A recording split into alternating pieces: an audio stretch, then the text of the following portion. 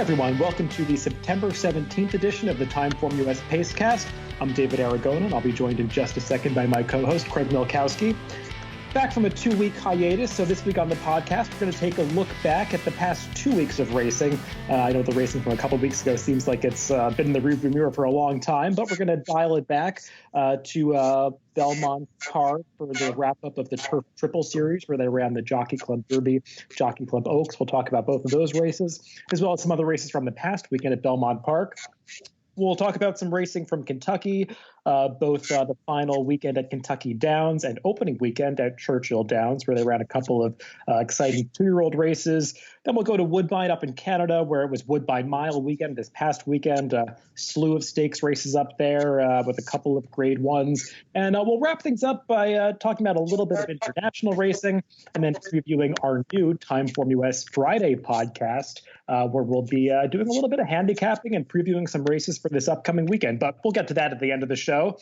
For now, I'll go ahead and welcome in Craig. Craig, how are you doing? I'm doing well. Good to have you back from vacation. I missed it last week. Yeah, it didn't actually go anywhere. Just took a little bit of a mental break after Saratoga. So didn't follow the racing that closely. So I had to do a lot of catching up this week, watching a lot of these races back. And some exciting races, and I'm looking forward to talking about them with you. We'll begin by going back 2 weeks to the Belmont card, the Jockey Club Derby and Jockey Club Oaks, as they finished up the Turf Triple Series in New York. We'll begin with the male version of the race, the Jockey Club Derby. The story of both of these races, I think, was just the European domination, and that was definitely the case in the Jockey Club Derby. It was, and I don't think it's any surprise. We've been talking on the podcast all year how the American horses just haven't been very good from a speed figure perspective. And while you'd like to think there's some improvement there, we just haven't seen a whole lot of it. And you know, basically the Europeans came over here and dominated, and a couple of them didn't have much in the way of credentials. I think the winner of the Derby, Spanish Mission, he looked like a decent horse coming in, and pretty sure he went off the favorite if memory serves, if not maybe a close second choice, but I think he was favored. And he got up by a nose over the extreme long shot, Pedro Cara, who was nearly 40-1, I believe, but the three shippers swept the top 3 spots, and like I said, I really don't think it was any surprise at all. The 120 figure is decent. It was definitely not like the Americans regressed. I think they just ran the same race they've been running all year against each other and ran into better foes here. Yeah, I agree with that. And everything you said about the American horses obviously is true. We had been talking about how they just weren't a really special group and they weren't running particularly impressive speed figures. And they pretty much ran the numbers they've been running. I think A Thread of Blue and Henley's Joy, they basically matched the figures that they had run in their wins in both the Belmont Derby and the Saratoga Derby. And that was only good enough for 4th and 5th in this race because the Europeans were just better. Spanish Mission, I agree. He did come in with some credentials. He obviously had run very well in his prior couple of starts. And I think the real difference here was that they wanted the distance and they just were able to stay. I was a little surprised that they totally dismissed the other Euros, Pedro Cara and San Huberto, because I know what their time form ratings were a little bit low for this field, but I mean, they were coming in with some credentials and they obviously wanted the distance. So I was a little shocked that the all-European trifecta paid as much as it did because I thought they'd attract more support than that. But Spanish Mission was best. And just to give a quick mention to the ride that Jamie Spencer gave, really made the difference with this horse. He saved ground early, was very patient on the far turn. He chose the right horse to follow, which is so important in these races. He followed Pedro Cara when he made his move coming to the top of the stretch, and he was just able to wear him down on the wire.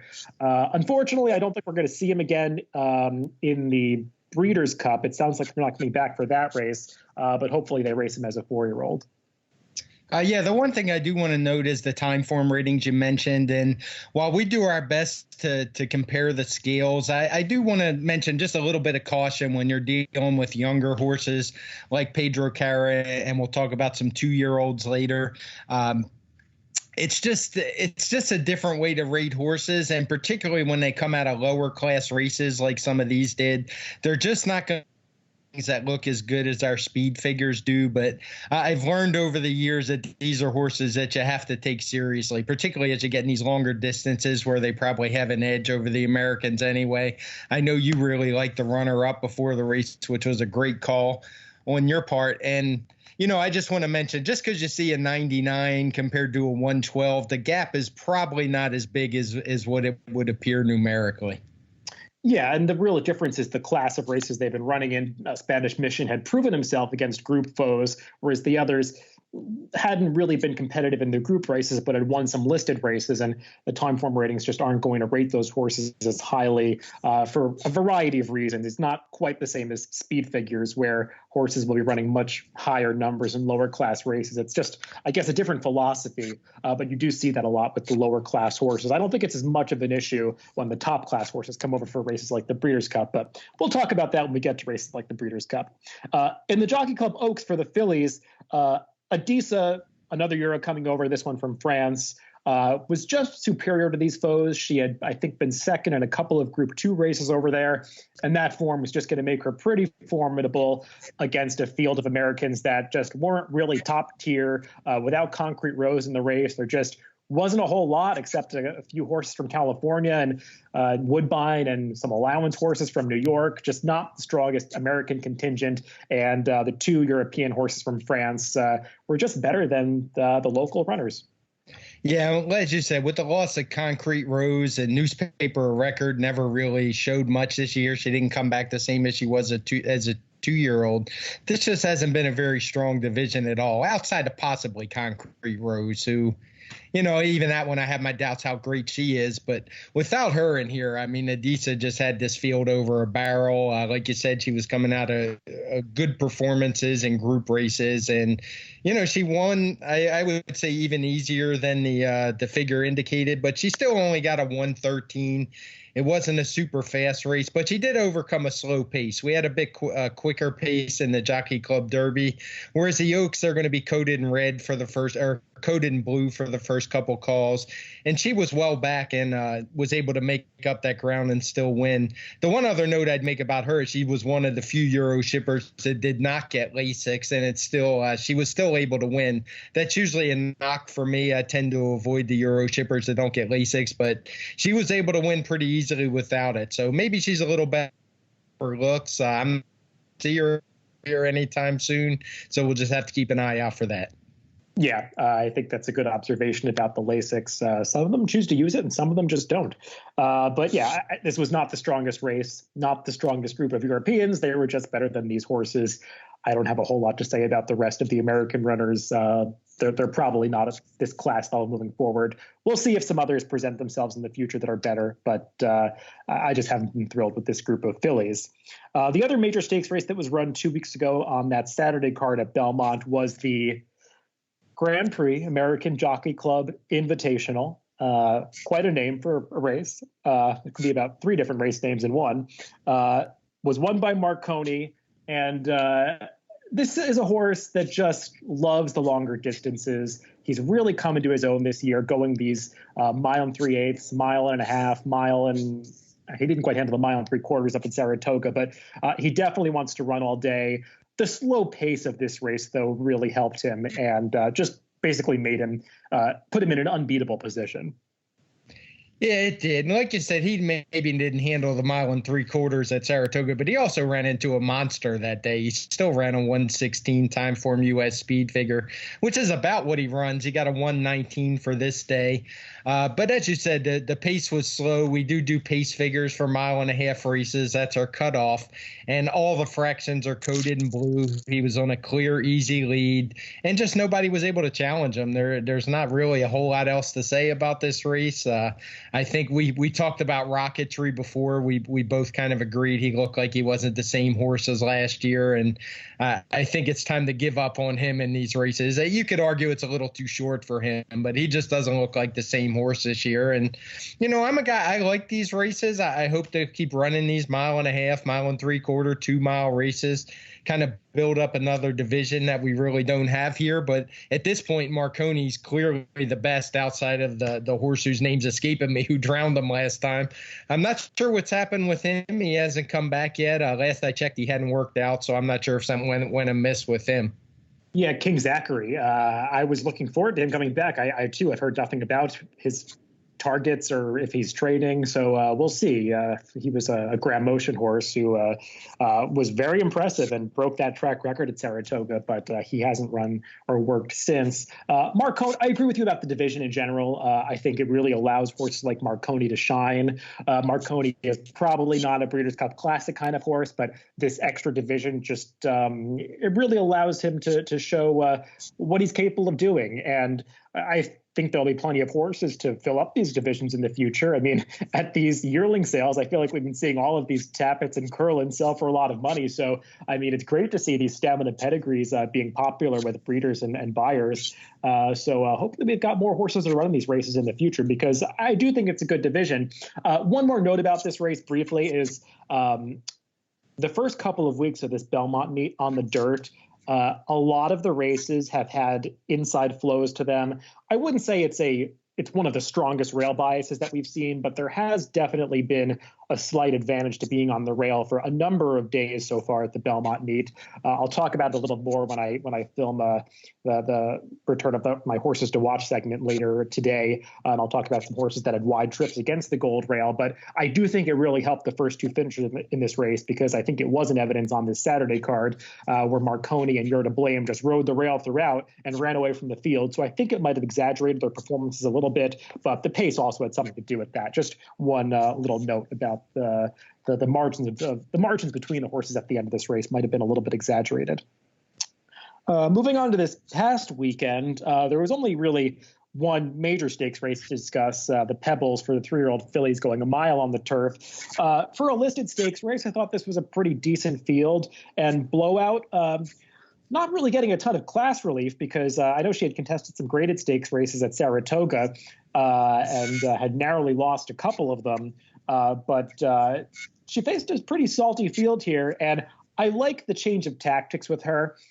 They had ridden her on the front end in the past, but they had kind of been reluctant to do it and had really tried to slow down the pace in races. I think she appreciated just being given her head and allowed to run as a front runner through setting some pretty honest fractions, and she just kept going. And I think that now that the connections have finally realized that she's an aggressive kind of horse that wants to run on the front end, she's kind of fulfilling her potential. Yeah, I thought it was a good effort. She got a 1:14 TimeformUS speed figure for the win, which I think is her career best. I was a little surprised watching this race that she was able to get a clear lead like that, particularly with the one horse who had kind of run off a little bit last time on the front end and still was able to win and somehow was rated in this spot. So that one was a little confusing to me. But take nothing away from Blowout. She kind of got away with an easy first quarter, but then she picked it up. The pace isn't coded as slow in any of our PPs, so it was a solid effort, and I assumed she would be ready to step back up in class. I mean, she got a 1:14. That's actually a better figure than what we saw in the Jockey Club Oaks, obviously at a longer distance, but she fits right in there with the graded stakes. It's probably just graded stakes 3-year-old fillies. It's probably just a matter of trips and who can work out a good one, and when you have that kind of tactic, she's going to have at least a clean trip most of the time. Yeah, I agree with that. I think this was actually a race that the pace projector got right, because I remember thinking before the race, Ala Sayil is going to be on the lead because she's the front runner of this group. But she was coming out of some pretty slow-paced races, and it was one of those situations where Blowout had just been coming out of races with faster paces, and she's got more of that one-turn speed. And sometimes the pace projector just you got to go with that. And they certainly did with the tactics on Blowout. And I hope they ride her like this in the future, because she probably has some distance limitations. I think a mile may be the maximum for her. But I think when they ride her in this more aggressive fashion, she is able to put forth better efforts. And we saw that on Saturday. One day prior, we saw a pretty impressive performance at Belmont going the same distance, mile on the Widener turf course, as the older filly, Coffee Crush, a horse who, for Jimmy Toner, had always shown hints of ability, had trouble putting things together, was rarely winning races. They got really aggressive with her in this race. She just ran off on the lead. Horses were chasing her. They ended up finishing nowhere. She just ran them off their feet, setting some particularly fast fractions to the half mile on the 6 furlong marker. And she just had more than enough left to hold on at the end. Really impressive performance. I think the final time was 1:32 and change. She got to 1:21 TimeformUS speed figure. This was an impressive effort. It was. You don't often see a lot of these on turf these days where she just went out, opened a clear lead in fast time. And as you said, she got a 121 TimeformUS speed figure for the effort, and that's off a 116 final time figure. So you can see she got a 5-point bump because of how fast the pace is. And we do limit that a bit. Just because she opened up by 3 lengths, she doesn't get credit for that because, having a clear lead is an advantage. So we actually cut that back a little bit to as if she was only leading by 1 length in case people are ever looking at the algorithm trying to figure it out. They can be a little more detailed than what you would think at times. And this is one of those cases where we actually cut it back a little bit, and it's still a 121 and just a really nice race from her. I totally agree. She's an impressive-looking horse, one that you'd always think would have more ability than she was showing on the racetrack. And Jimmy Toner is the kind of guy that can take his time with horses, and maybe he's just finally got this one figured out. This was an exciting effort. She'll have to do it against Stakes Company probably next time because this was only an allowance field. But she certainly ran a graded stakes kind of speed figure in this race. We'll stick with the turf racing and move over to Kentucky Downs, where they sort of wrapped up their brief meet there in early September. The big day was 2 Saturdays ago, where they ran a bunch of graded stakes races. We'll begin with the one for the older horses, the Kentucky Turf Cup, which was won by Zulu Alpha. Mike Maker just has an amazing record in this race. I was looking up this race going back past years. I think this was his 4th win in this race in the past 5 years. And the year that he lost, which was last year, he finished 2nd, 3rd, and 4th. So he certainly has a stranglehold on this race. And Zulu Alpha, he was just a really good fit for a race like this because he has tried some grade 1, grade 2 races. He's just more of that grade 3 type of horse. And he was just really tough to beat because he liked that quirky kind of turf course. He handles the 1.5 mile distance. And Maker certainly had him prepared to run one of his top efforts on this day. He did. And as you said, he is more grade 3 type horse, but he was certainly running for a grade 1 type purse at Kentucky Downs. The purses there are just crazy. I do want to note that despite the finish of this race where the top 2 kind of came from off the pace, it was really a course where you wanted to be close to the front. We're going to talk about that a little bit in the next couple races for sure. And inside, it was pretty speed biased turf course in my opinion, but 1.5 miles, I'm not sure that plays a whole lot of factor. But solid effort from Zulu Alpha. He got a 124, which is the same thing he got when he ran 5th last time out against better company. Arklow always seems to show up. He got a 120 here. He was probably hindered a little bit more by the course than Zulu Alpha was. He was a bit further back, a bit wider out on the course. And then we had our guy Campaign coming in 3rd, who is probably just, as we've talked about him before, too short for him. But he's a really versatile horse who runs well on dirt and on turf. Just probably needs in 1.5 miles. Yeah, Campaign's a funny horse. He just wants to run all day. It never seemed like he was going anywhere until maybe the final 1/8 of a mile of this race, where he was really passing horses quickly. But I guess 1.5 miles on the turf is just too short for him, as odd as that is to say. Yeah, Arklow had won this race last year, beating that trio of Mike Maker horses. Couldn't quite get the job done this year, although I think it's interesting what you say about the turf course and the way it might have been playing. Perhaps that did work against him. These are both nice horses. Arklow he almost got, I think, a grade 1 win earlier in the year when he was running in the Man of War. So these horses can step up against tougher company. I don't think there's a huge discrepancy between the ability of the grade 1 horses and the grade 2 and grade 3 types currently in this division. But these two definitely were superior on this day. The filly version of this race was the Three Chimneys Ladies Turf. And I think what you were saying about the speed favoring course really came to fruition in this race, as Miss Bad Behavior somewhat surprisingly took the lead away from Mitchell Road in the early going. And it was just sort of a merry-go-round after that. They could just never catch this horse. Yeah, there were a lot of races that looked like that on Saturday, and I believe it was the previous day as well, as I remember. And on paper, these two look like the 2 speeds, and they went out to the front. I think Mitchell Road was probably a little bit of a surprise not to make the lead. That's probably a big part of why she was even money in here. Not that she's not a good horse without a speed bias, because she is, but it just came down to Miss Bad Behavior, who was able to beat her for the lead and got that early position and was able to hold her off over this track. She got a 120 TimeformUS speed figure, which is, about what she normally runs when she runs her good races. 118 for Mitchell Road, a little bit of regression. But again, she's a horse who likes to be up front and couldn't quite make it. Yeah, and unlike some of the other races we'll talk about where it appeared that the paces weren't that fast, I think that was particularly true in some of the sprint races. It's always hard to tell what the paces are shaping up like at Kentucky Downs without the benefit of reliable interior fractions. But from a visual standpoint, it certainly looked like Miss Bad Behavior was setting a legitimate pace.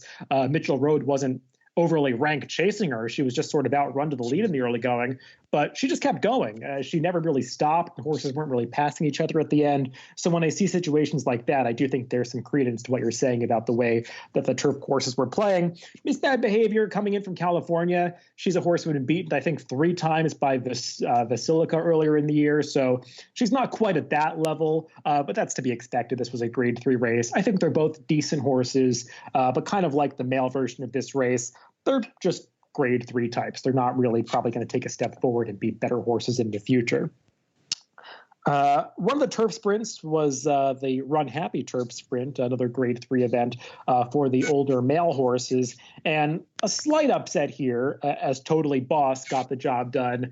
I was a little surprised that he got bet down as much as he was because there were some big names in this race between Imprimis and Leinster and Stormy Liberal, last year's turf champion, you might remember. And Totally Boss, I think he was only, I want to say, 4-1 to win this race off a lesser stakes win and some allowance performances.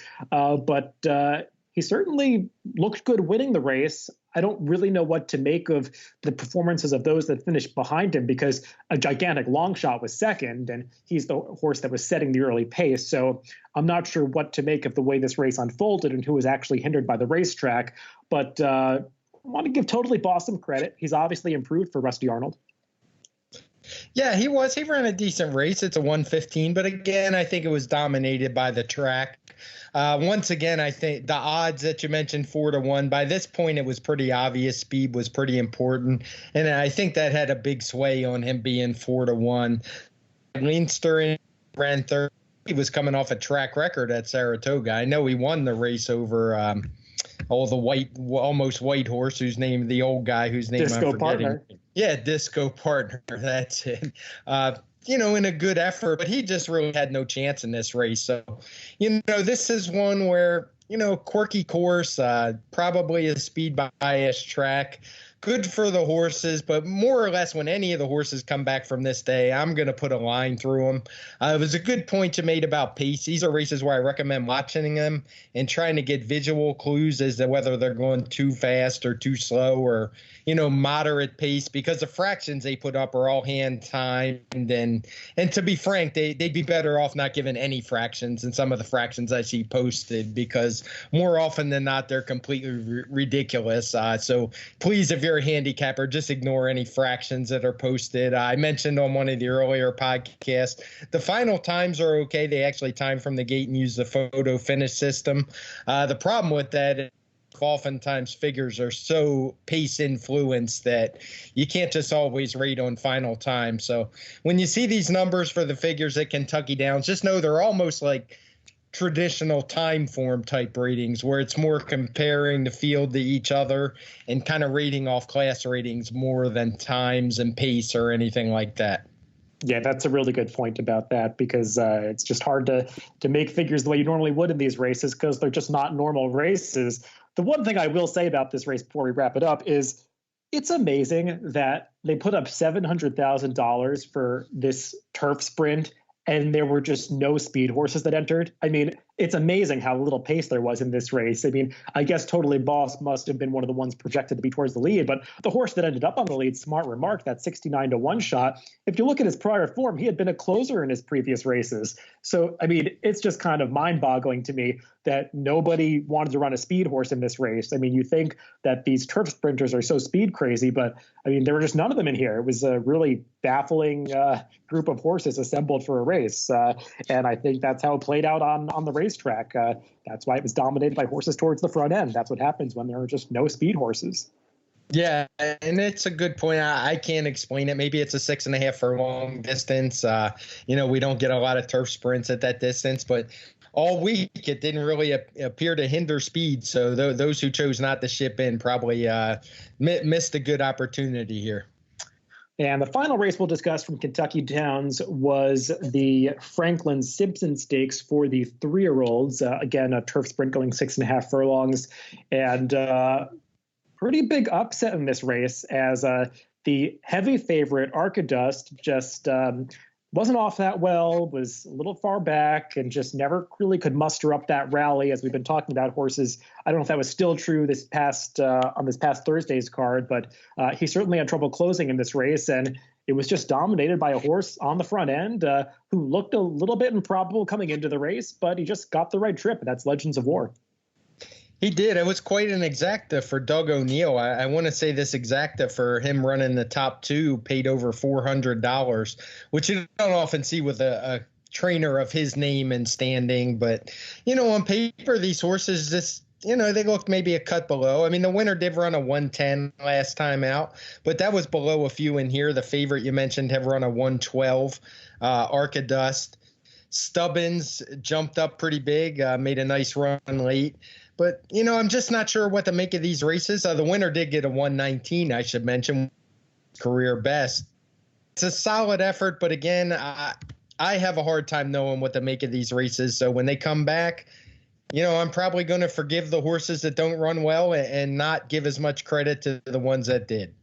Yeah, I would imagine the trainers and connections probably struggle a bit with these Kentucky Downs races because, I mean, they draw some really nice fields, but it just seems pretty unpredictable how your horse is going to handle the course and the unusual configuration and the distances and the undulation. And there were some nice horses in this race, so like Carotari, who broke Leinster's track record at Saratoga. I mean, The Last Zip, who was great, won place in his prior start. Moon Colony, who had run really well in the Penn Mile earlier in the year. I mean, they just didn't show up at all in this race. And I guess you just have to chalk it up to them not handling the course or the conditions. And of course, I mean, I'll just give one more mention to Archidust, who looked like maybe the next World of Trouble. And we saw him at Saratoga recently, and he just wasn't able to put forth the same effort here. I know this race got some pretty high TimeformUS speed figures. Like you were saying, it's hard to make figures for these races, and I don't know how much stock I'd want to put in these moving forward. The top 2 did run well, but they probably benefited from circumstances. And like you, I just kind of want to take this race with a grain of salt and evaluate these horses maybe on their prior form.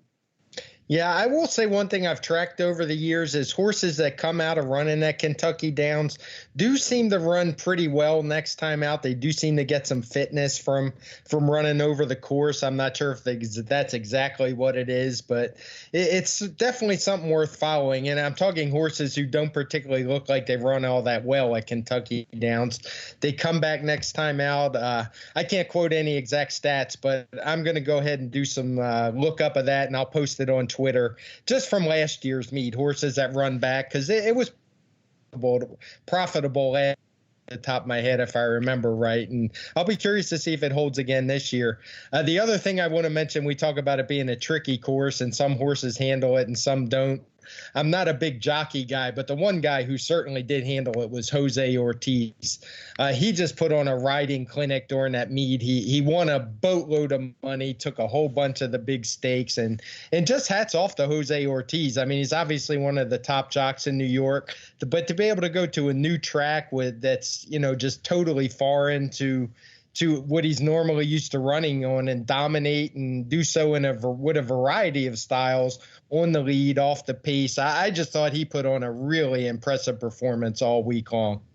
Yeah, he's really had an ambitious schedule this year, Jose Ortiz, going to different racetracks, riding big races, not just focusing on the New York circuit. And I imagine they do that, I mean, because obviously the purses are big, but also that's how you win Eclipse Awards. And I know he lost it to his brother last year, but he's really been picking up some steam and some momentum recently. And just amazing that these guys are able to go to different courses, especially an odd one like Kentucky Downs, and beat out riders and outride riders who should be more familiar with the course. It's just pretty impressive and really speaks to their natural talent.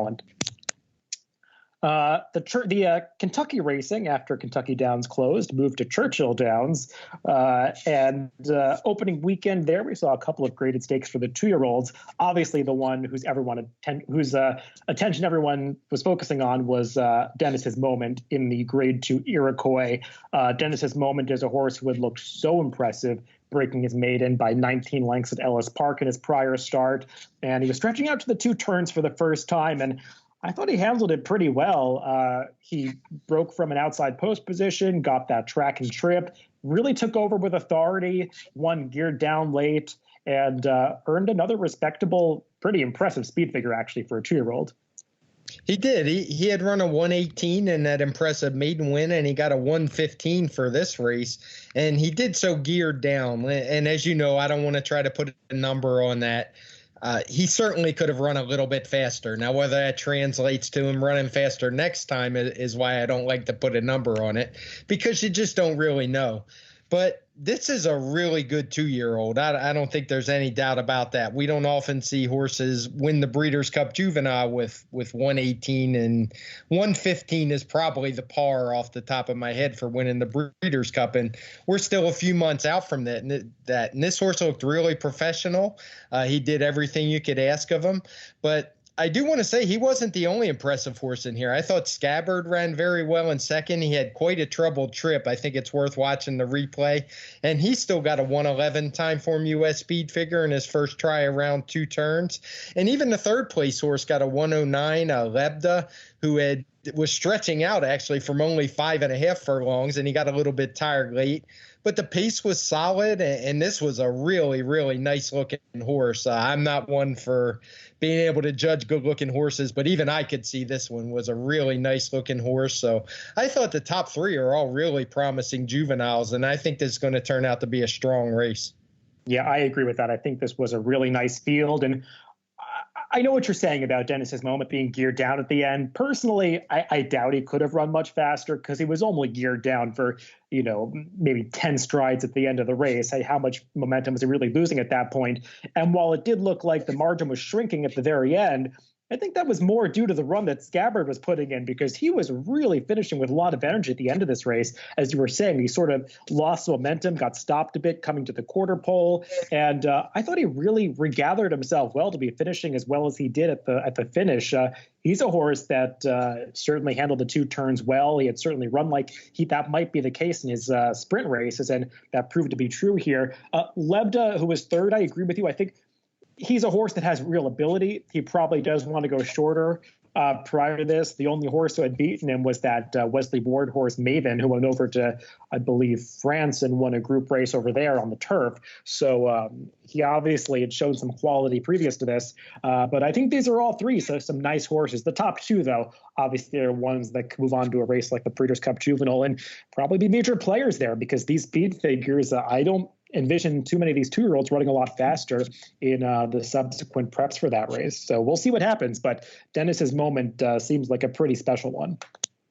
Yeah, and just so we're on the same page, I think we agree on the geared down thing. When I said he could have run faster, I'm talking maybe he could have matched the 118 last time. So just points. I'm not saying it was a 125 if he was ridden out hard to the wire or anything like that. No, I figured that. And I know that we've talked about this stuff in the past, but I know some people do think that these horses could have suddenly hit another gear and run 10 points faster if the jockey hadn't stopped moving his hands about 3 seconds before the wire. And I'm just not sure that really turns out to be true in most cases. But I'm taking nothing away from Dennis's Moment. He is a really talented horse, and the speed figure that he earned just based on the final time that he ran, not how fast he could have ran, is already impressive. So he's just a very exciting 2-year-old for Dale Romans. Not so sure that the 2-year-old fillies were quite as exciting in the Pocahontas. Lazy Daisy coming in from California. Again, for Doug O'Neill, got the win here over the huge long shot, His Glory. The result of this race definitely flatters Bast, who won the Del Mar Debutante a couple of weeks ago, because Lazy Daisy had been well beaten in that race behind her. But these horses, they both obviously improved stretching out in distance around the 2 turns, particularly the runner-up, who hadn't shown a whole lot in her sprint races, but just seemed to relish to stretch out to a mile and a 16th. Yeah, and this was a really good effort by Lazy Daisy. It got a 105 TimeformUS speed figure, which is solid. I mean, compared to Dennis's moment, yeah, she doesn't look like a superstar, but I think it was a really good effort for a filly this time of year. I do want to note there were 3 mile and a 16th races run. There was also the Grade 3 Locust Grove, which was run by Go Google Yourself. So we had a pretty good comparison for speed figure making. Now, that Locust Grove did have a slow pace with Blue Fraction, so I think that held those older fillies' times back just a little bit, but it certainly wasn't a tough speed figure to make. The 10-point difference here is pretty representative, but, I don't want to knock Lazy Daisy too much. It was a visually good effort. She was pulling away at the end. Nobody was really making up any ground, and it seemed like she could certainly go further. The pace was moderate in here, which probably helped her a little bit, but as you said, it certainly flattered Bast in her win in the Del Mar Debutante.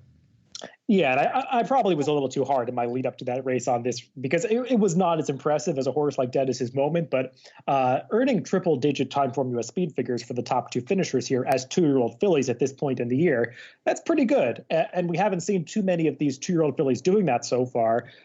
So I do want to give these horses credit. And just looking at the way that these horses finished, I mean, there was 14 lengths from first place to fourth place. So whenever you see really big gaps like that between the horses at the finish line, probably means that the runners up front did some good work and actually earned some legitimately high speed figures.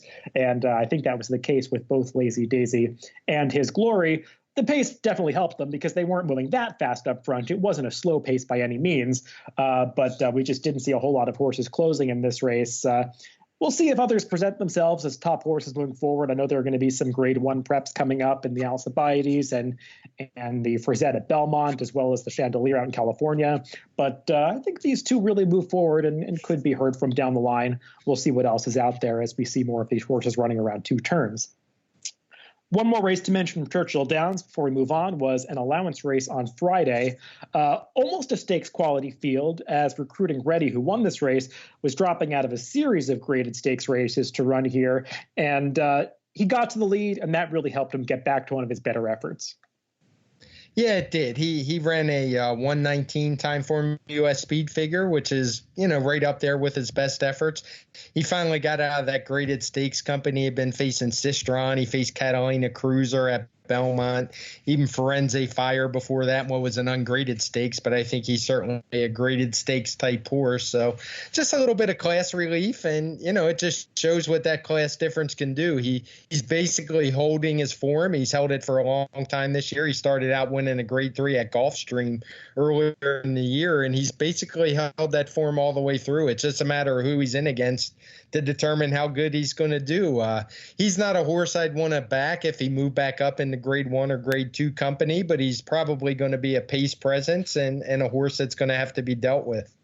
Yeah, he's a horse who had struggled in some tougher races earlier in the year. I just wanted to mention him because he is capable of running some pretty impressive speed figures when he meets the right company. I'm just not sure that he really is going to ever run those kinds of figures against top horses when he's going to get pace pressure. He's not always the quickest horse out of the gate, so sometimes he has trouble making a lead in those tougher graded stakes races. But he is a horse with a ton of ability. And also just a quick pop to his trainer, Stanley Huff, who, following Stanley Huff's performance during the Saratoga meet, I really took notice of almost all of his horses. They all ran well. He just placed them in spots where they could be effective.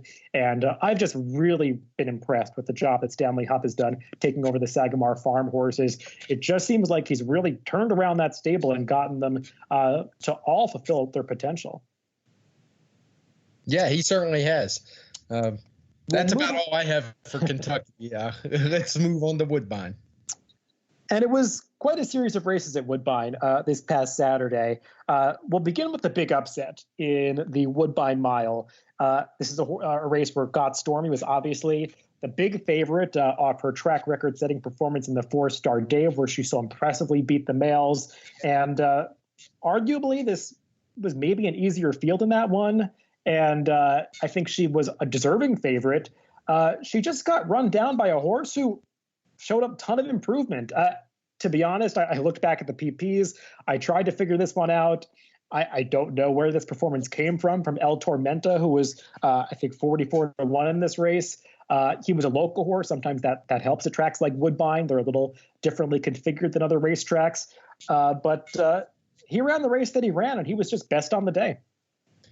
He was. He's a horse. When he first won, I was, I don't know where you come up with this horse. And I'm not sure I personally ever could have come up with this horse. But I know some people who did, and they pointed out a few things to me. And when you look back, he had run good. He had been sprinting all year. He was stretching back out. And if you look back in his PPs, he had run some nice races at a mile and a 16th as a 3-year-old. He had some trouble trips this year. So all I can say is hats off to those that came up with him. I think he got a great trip. Obviously, there was a fast pace. He saved all the ground, was able to get through inside, while Got Stormy was a little bit closer up than I would have suspected to what we had as a fast pace. And I think it cost her late. I think it probably made the difference in that half length that she was beaten.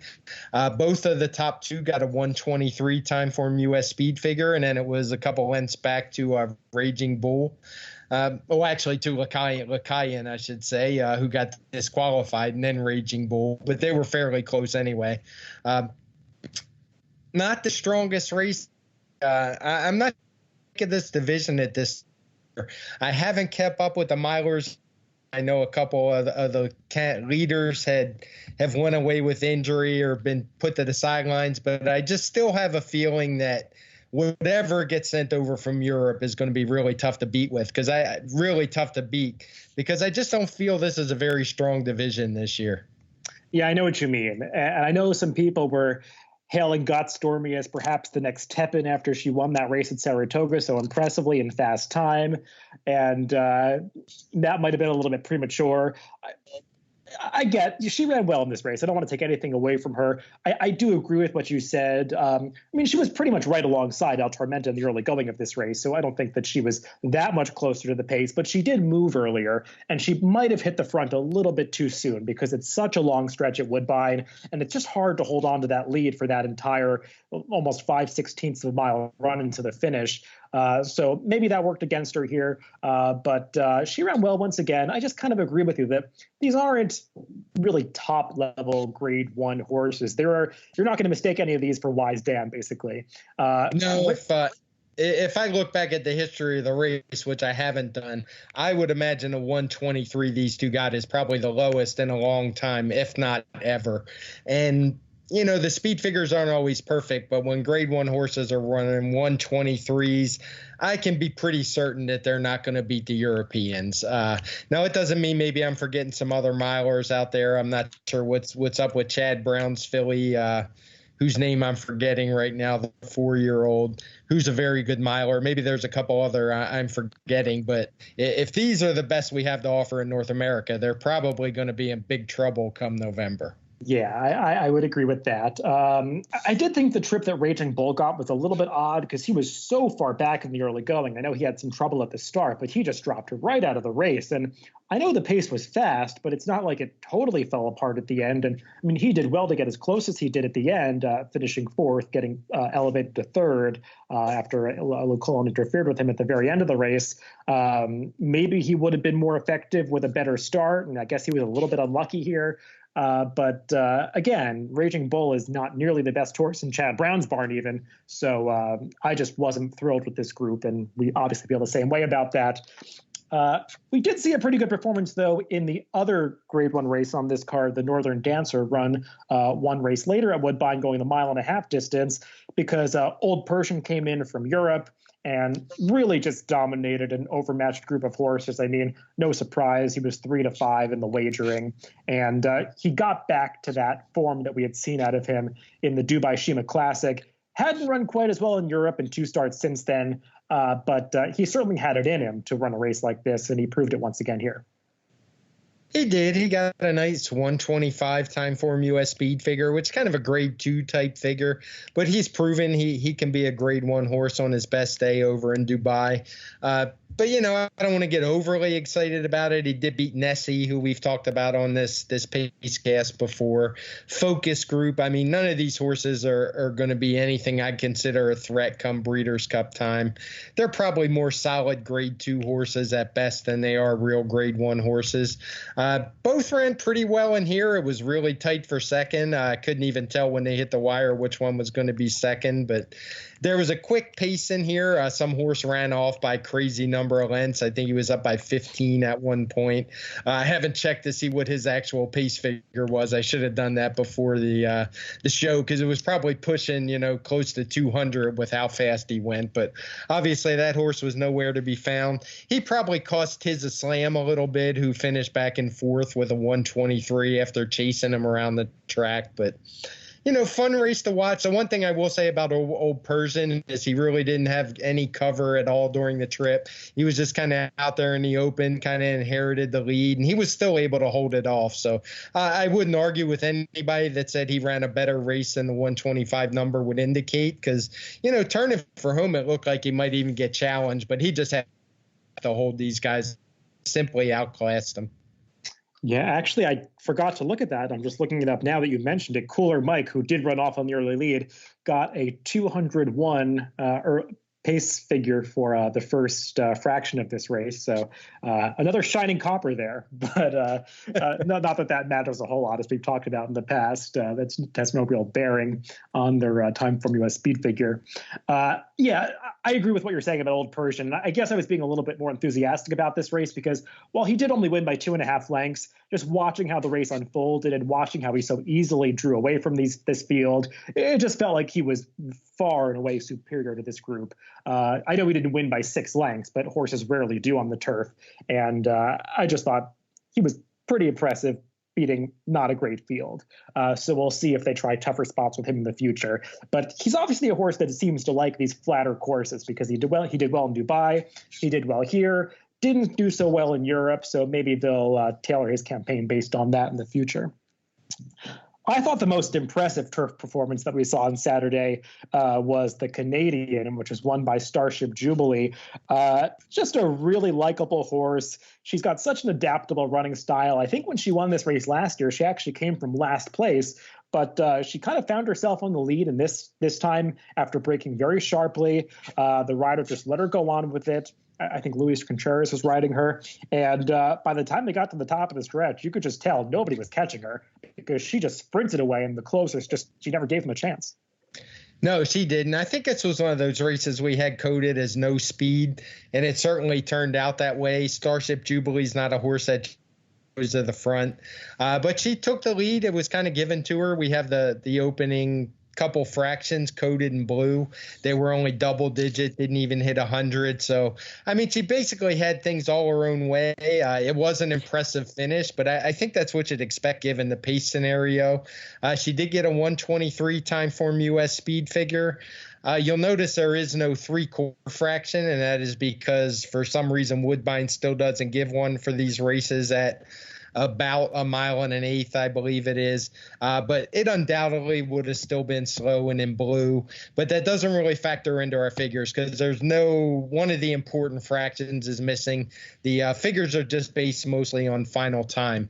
I will say Magnetic Charm, I thought, ran pretty well. She was the only horse really making up any ground, shipping in from overseas. She's another who didn't get Lasix, but still ran pretty well. And pretty decent effort. So I'd like to see her get another shot under a more favorable pace scenario. I did a double take when I saw that she was only toting 110 pounds in this race. You don't typically see weight assignments that low in major races like this, but correct me if I'm wrong, but I'm guessing that they get weight allowances for not racing on Lasix at Woodbine. I forget if that's true or not, but it seems like that was the case in this race. So she was a 3-year-old as well. So that affected her weight assignment. So interesting there. But Starship Jubilee was just far and away the best horse here. The major disappointment, I think, was Competition of Ideas, who just hasn't been able to get over the top this year, hasn't been able to win. She looked good against Homerique, and it turns out Homerique is not even the best horse in Chad Brown's barn. And it just seems like maybe competition of ideas hasn't really gone on since her 3-year-old season, because this was kind of a disappointing effort, and it wasn't the first one for her. So it just feels like she's kind of stuck at that grade 2, grade 3 level, and maybe she's not going to be one of the best horses out there for her stable. The final graded stakes which we'll talk about from Saturday at Woodbine was the Bold Venture. Not a ton to say about the winner of this race, Yorkton, because the race obviously became a lot easier once the heavy favorite Pink Lloyd, the star of this division at Woodbine, he caused it some trouble by opening up the gate early and was justifiably declared a non-starter after that, because that is what has to be done in those situations. It's just following the rules, even though he cost himself his best chance, because he didn't really take any advantage because he didn't come out of the gate once it opened. But just unfortunate that happened. And Yorkton was just able to set a pretty moderate pace and able to hold on for the victory. Yeah, Yorkton actually won this race last year as too, over the same Pink Lloyd. He got a 117 this time for the win, which was about what he runs, and coincidentally is still better than what Pink Lloyd's been running this year, albeit under, not much urging.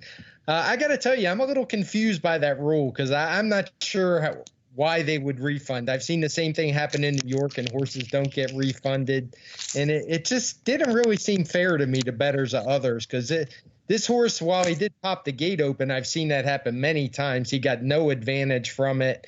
And it just seemed like the bettors of him were rewarded by a horse misbehaving and causing himself trouble. So I don't know if it's different in Canada, but I thought it was a pretty poor decision.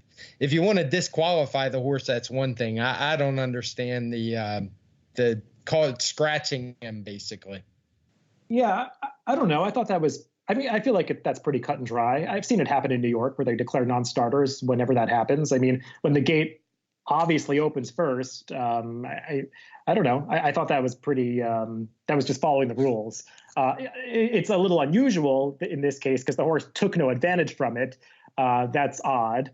But I guess just the fact that the gate opened early and the optics of all of that is why they make those decisions. But yeah, I mean, I don't know. I didn't see a whole lot of controversy there, but I guess it's just an unusual situation. I thought he popped the gate himself, but when you he did. Oh, he certainly did. But I mean, the gate still opened early, so I think that's. But I've seen that same thing in New York, and they just keep the horse as is. No, I guess if you get an advantage, they DQ him. But I don't remember any scratches. But maybe I'm wrong. It just seems like a weird rule for something that doesn't happen very often. Yeah, the only time I can remember that happening in New York in the past year was that filly Tequila Sunday who did it and won a race, and they did declare her a non-starter. I can't remember any instances of the gate actually opening early, even though it sometimes appears that horses jump the gate. It's actually whether the gates open early or not, and that happened here. So I think those situations are actually pretty rare, but. Look, I don't know. Everyone has a different opinion about this stuff. Yeah. 2 more races from this past Sunday at Woodbine for the 2-year-olds, both Grade 1 races that have become preps for the Breeders' Cup Juvenile Fillies Turf and Juvenile Turf, where the Summer and Natama. And the Summer Stakes, we saw a horse come in from Saratoga, Decorated Invader for Christophe Clement, who had run quite well in a couple of maiden races up there at the Spa, and took a slight step forward to beat this field. This race was marked by a couple of no-shows at short prices, but Decorated Invader certainly did show up. And I think this horse has some ability. He's one that I think is developing the right way, and he's got the right kind of running style for a young 2-year-old. He runs with a lot of professionalism. Yeah, he did. Now, I don't do the figures for Woodbine. My partner does. It's out in California. And I wrote to him. He said this race is going to get around a 95, so nothing that blows you away. I thought it was a decent race. I will say, as we talk about this and then the Talma later, they were the only races on turf on that outer turf course at Woodbine. I think they call it the E.P. Taylor turf course. And they're both for 2-year-olds. So these are not easy figure-making situations. We didn't have any real older horses to compare it to. We only had a bunch of other 2-year-olds. So it's always possible. Watching the race, a 95 looks a little low to me. The 91 I'm going to talk about for the Natalma. But there's just not a whole lot to go on. And when you look at what the horses have been running coming on, we do the best with what we can in the situation. And so it's a 95. I imagine it'll probably have some kind of code to tell you we don't have full faith in these figures, that we're not super confident that it's accurate. But, it's the best we can do in this spot. Yeah, I think one of the difficulties of this race is that you had just a massive long shot finish second, a horse who had never really run the kind of speed figure that would be expected of a graded stakes horse. And I know 2-year-olds can just kind of suddenly step forward and improve, but the performance of the runner-up, Cadet Connolly, was I don't know what price he actually was, because I'm only seeing 99-1 in the chart, but he was quite improbable based on his prior form. But Decorated Invader, he had run fast in prior races at Saratoga, so I don't think it's that surprising that he would have run a speed figure like this, or perhaps even a little bit faster. But it's a little hard with these 2-year-old races because they do improve suddenly, and it's hard to know until they run back, really. In the Natalma, we saw a pretty exciting fight to the finish. 3 horses across the track battling for the entire final quarter mile. It never really looked like the eventual winner, Abscond, was going to get up. She was between horses, and it never looked like she really had the advantage until right at the wire when she got her head down. Yeah, watching it live, I didn't think she was going to win until right when they hit the wire. It was an exciting race. I'm not sure it was the best race from a quality perspective. I guess the big disappointment had to be Fair Maiden back in third, who, to my eye, probably doesn't want to go this far. Maybe she's just a sprinter. Maybe she'll turn out better on the synthetic surfaces. Although, I mean, she had one on turf in her last start, albeit with a little slower figure than she got in her debut. But at 3-5 to run third, she was definitely a bit disappointing. Not sure what to make of this group. I'm willing to give them another shot, but they were definitely a bit slower than the Colts, and I'm not super excited by them. Yeah, Fair Maiden, she probably was supposed to win this race. And to my eye, maybe the distance is a problem for her, but to my eye, she really had the race won at about the 8th pole. And then Flavien Prat took out the whip. And if you watch, she reacts very badly to the whip about 3 times when he switches sticks and hits her on both sides. She was just weaving in and out, and she hadn't been doing it prior to him taking the stick out. And she had won her 2 prior races so easily. I wonder if maybe she just wasn't used to that kind of encouragement, and she just didn't react to it at all. And sometimes a hand ride is a little bit better in these situations. It's easy to say that in retrospect. You don't know that in the heat of the moment all the time. But it did seem like that's probably what got Fair Maiden beaten. Now, even if she had won this race by a half length, you could probably still say it was a little disappointing because she had run such impressive speed figure sprinting in her 2 prior starts. So maybe she does want to go a little bit shorter. But like you, I'm not sure how strong this race was overall. And I'll wait to see these horses run back before I declare them really, top contenders in a race like the Breeders' Cup Juvenile Fillies Turf. I think we'll probably see some others that are a little superior to these runners. Yeah, and that's the thing. We probably won't see these horses back before the Breeders' Cup nowadays. It's only 6 weeks away, so there's a good chance we'll have to deal with some of these and form an opinion. And, I doubt that I won't see some horses I like more than what I saw on Sunday at Woodbine.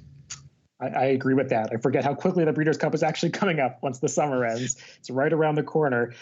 Speaking of Breeders' Cup preps, before we move on away from U.S. racing, we'll mention a race from Presque Isle Downs. Actually, last night, the Presque Isle Downs Masters Stakes, one of the few graded stakes races left that's run on a synthetic course. And no surprise, a synthetic specialist won this race, the favorite Hot Shot Anna, winning this race for the 2nd year in a row. She's gotten back to top form this year.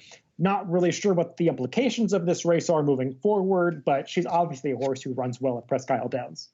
Yeah, she does. It's a race that's actually had some pretty good success in the Breeders' Cup Filly and Mare Sprint. Horses out of this race have done well, but I'm not sure that's what we're going to get here. This was kind of the race, like if the tree falls in the forest. I kind of almost forgot it was going on. They used to run their Presque Isle Mile and this and another decent stakes race on the same day, where this year they kind of them apart. And I actually forgot about it. And for some reason, I was sitting there last night and said, oh, yeah, the Masters was tonight. Let me go look it up. And by the time I did, the race was already over. So I went and watched it. And as you said, Hot Shot Anna's a really good horse on synthetic. I think she's only been beaten once or twice in 7 tries.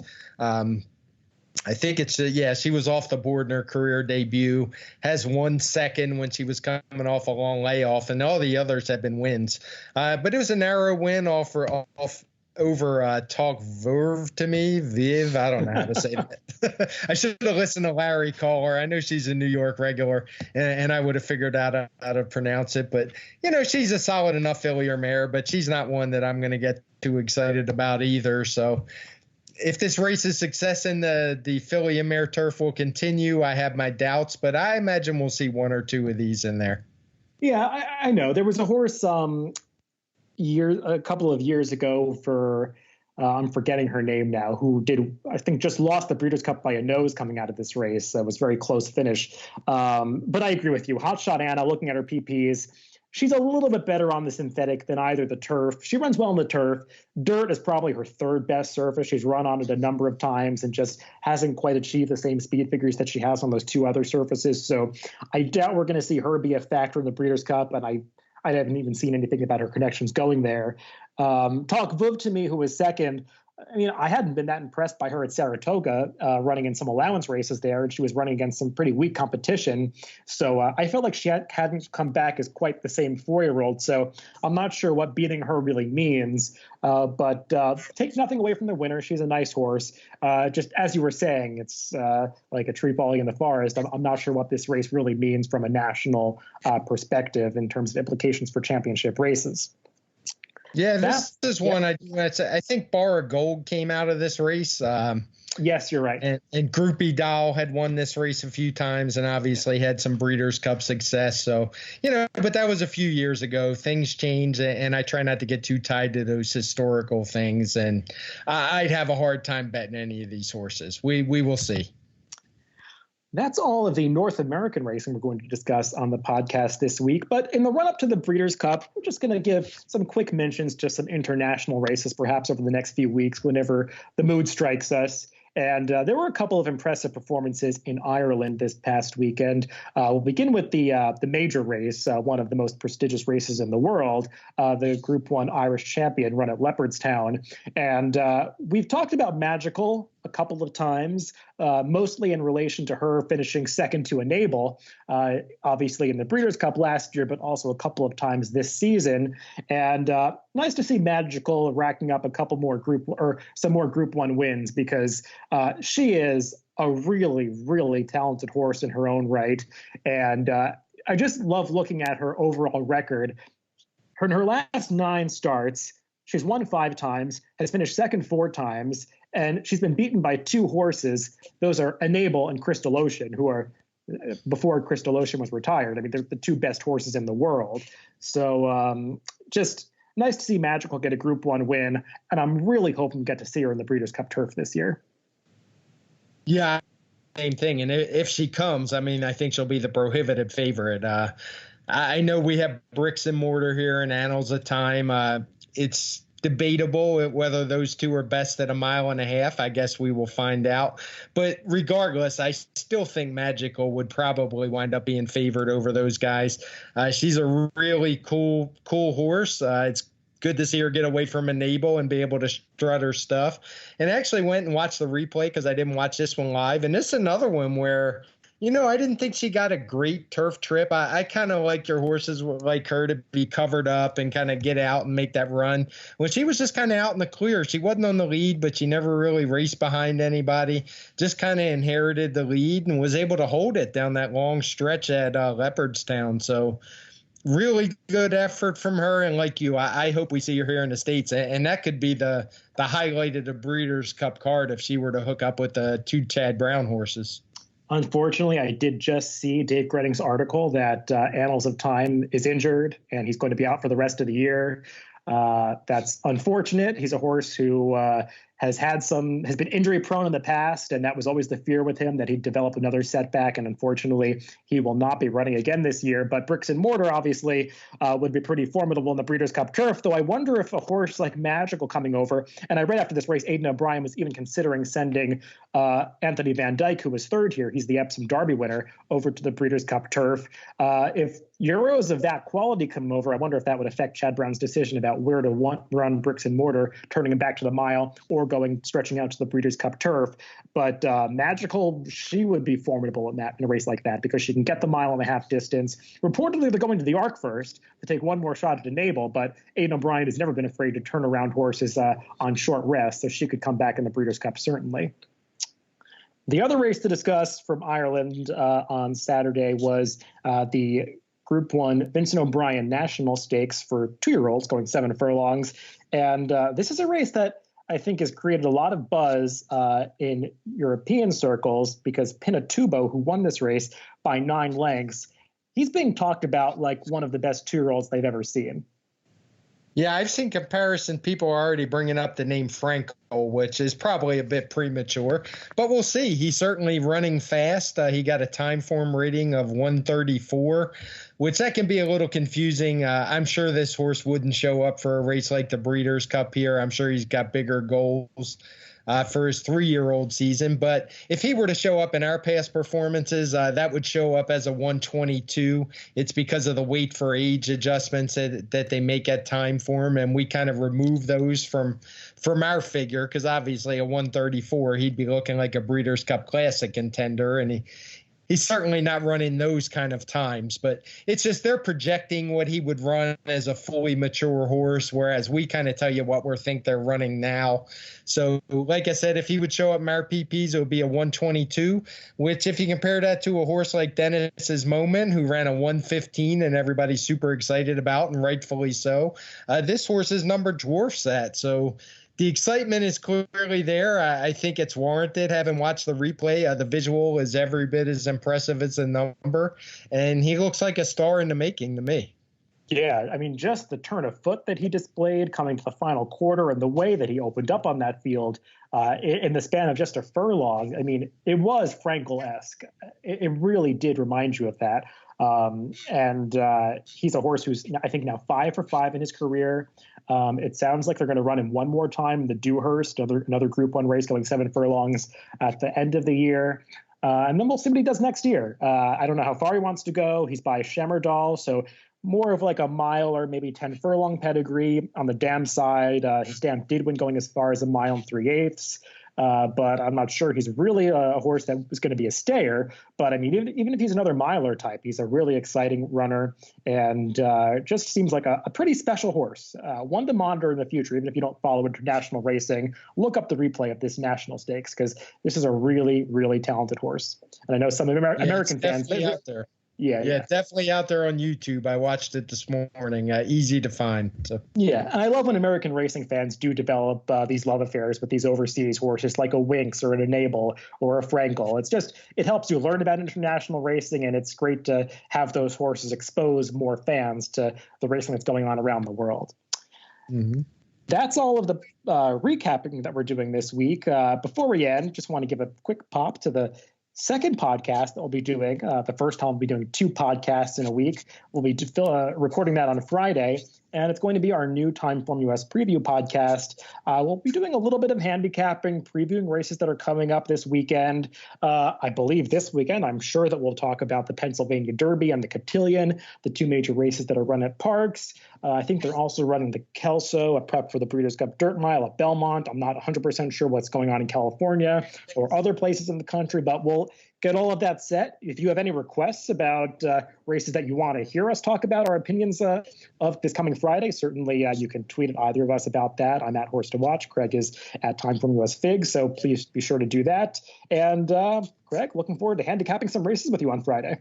Yeah, just to break a little more news, since you already broke some, I'm sure it'll be old news for most people, but it looks like Maximum Security is out of the Pennsylvania Derby, something about a colon issue. So certainly hurts that race. I just want to mention on this, the new show, I hope we're going to concentrate on races that offer some betting value, not just, necessarily go with all the best races, but we'll talk about that behind the scenes and kind of come up with some good races worthy of discussion. And I think that's probably the best way to give people something to talk about and do some real handicapping, not just talking about races with 1 to 5 favorites. So looking forward to it, and I'll let you close it out. Yeah, it'll be something new for the both of us. So I'm sure we'll feel it out and figure out what works best over time. And looking forward to that. Look forward to that on Friday, 3 days from now. But as always, thanks for listening. You can, as always, find the TimeformUS Pacecast on DRF.com, Spotify, Apple Podcasts, YouTube, and SoundCloud, wherever you get your podcasts. Just subscribe to the Daily Racing Form, and we are, of course, the TimeformUS Pacecast. So thanks for listening this week, guys, and we'll talk to you again on Friday.